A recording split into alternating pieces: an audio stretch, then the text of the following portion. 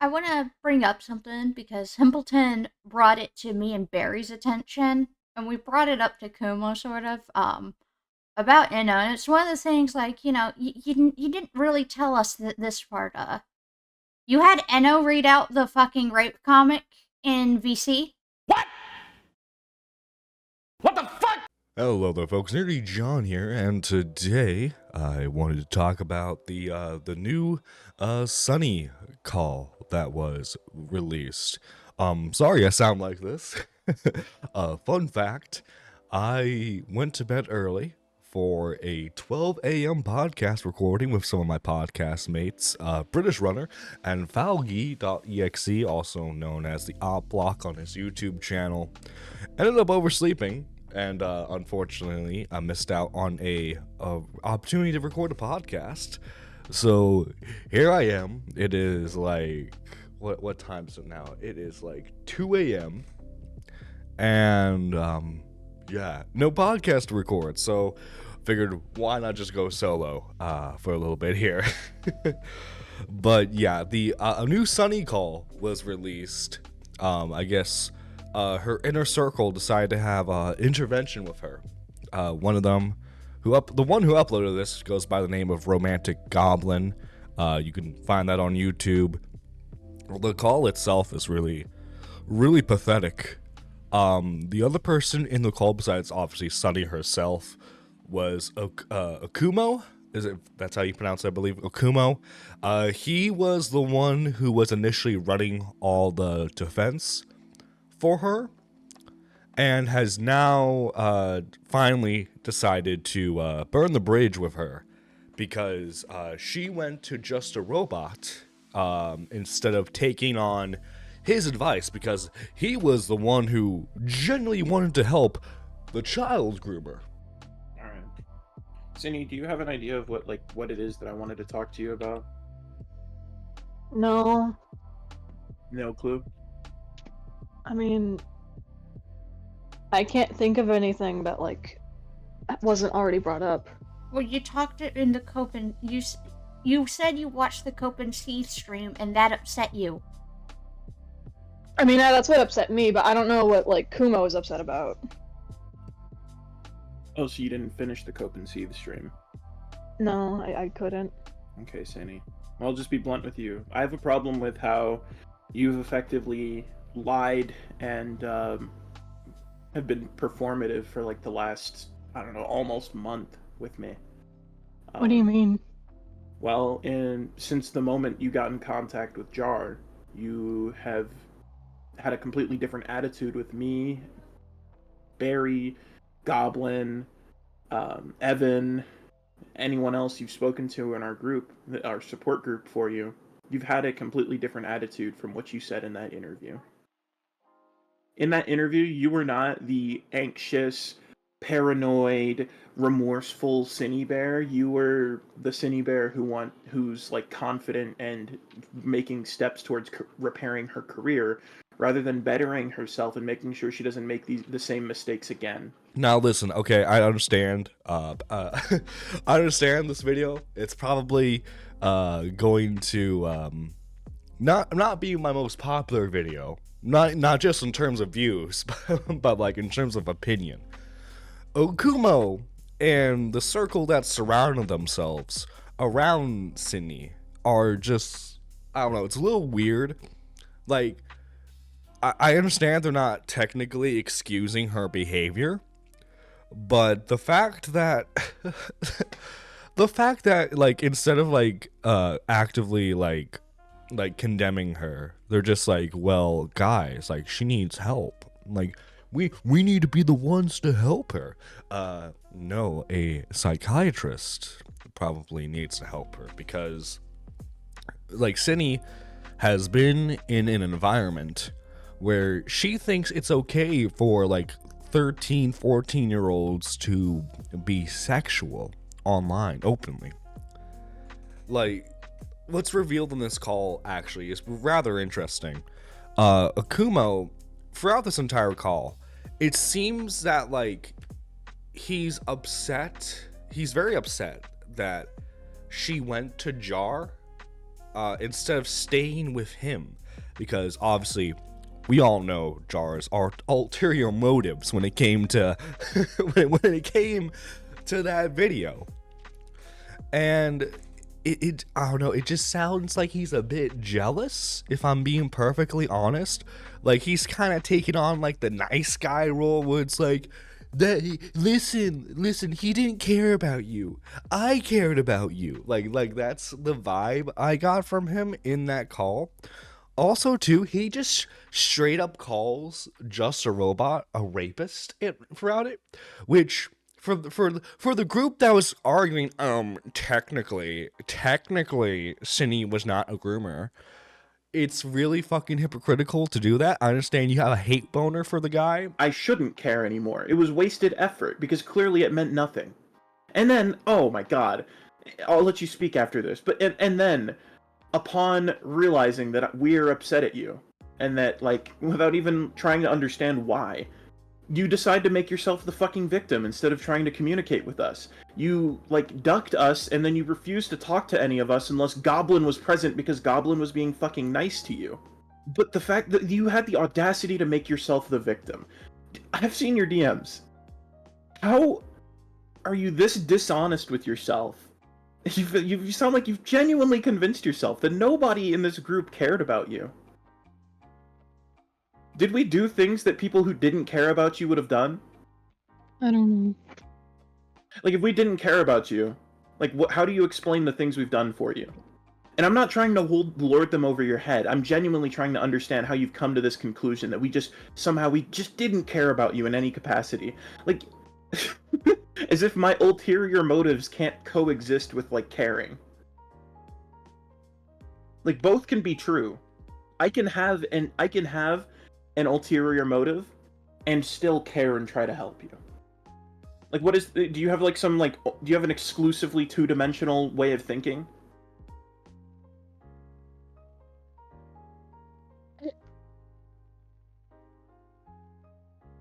I don't know if the way I'm thinking is super rational.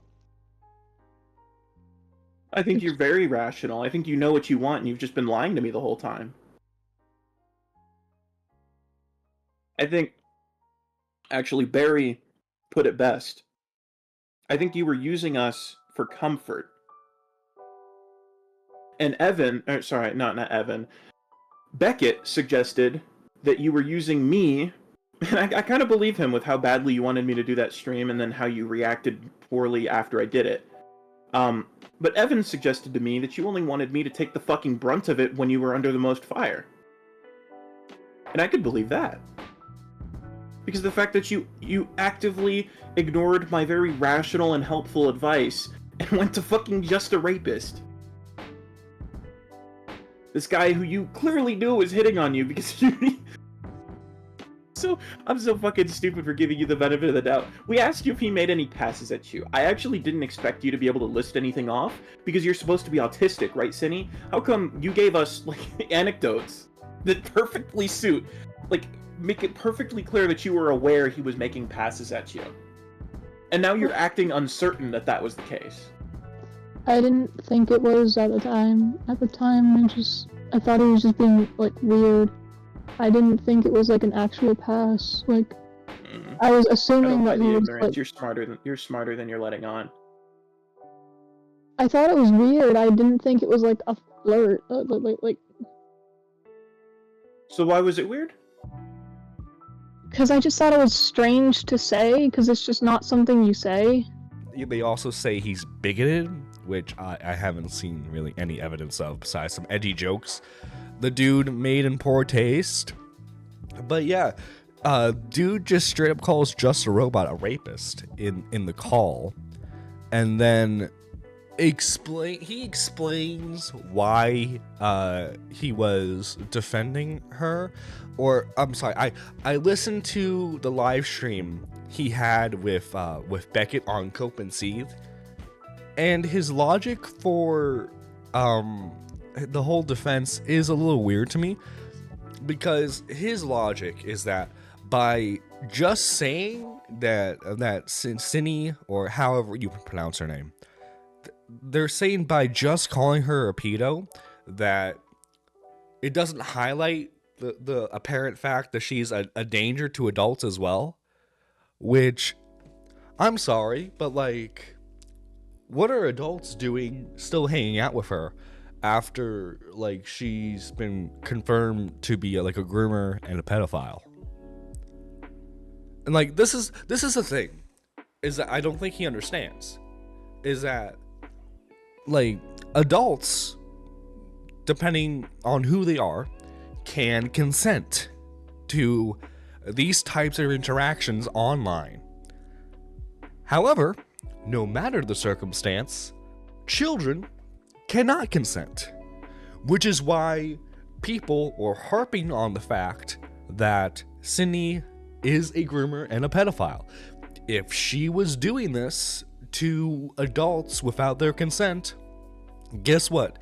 She'd probably be called some sort of like predator in like another way, or an assaulter like you called Just a Robot, you know? Also too, what's funny to me is that like they were like, I don't want to say they were fine with it, but like they were him and Just a Robot were downplaying the fact that she shared a rape comic with a minor.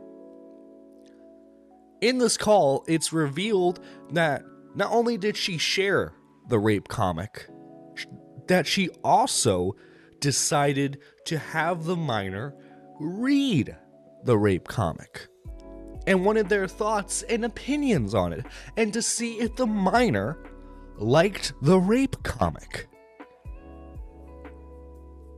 What the? First off, and like, what I love her response to this is the fact that like, apparently she didn't mention it because she didn't think that it was a big deal. This shows you how psychologically screwed up she is. I don't know what her home life is like or what, but like clearly she is suffering from some sort of like childhood trauma. I don't want to play armchair psychologist really, but like something had to have happened to her for her to think that this is perfectly okay behavior, right? Because like even some degenerates that we've covered here on the channel before have tried their best to hide their sexual degeneracy in some way. Her, it's just pure and out in the open, and it doesn't matter the age of the person. She'll just openly talk to them about anything, and she won't see it as a big deal, which is really concerning. It absolutely is. Now, like, obviously, it's good that Akumo is now definitively saying that she's like a groomer and a pedophile.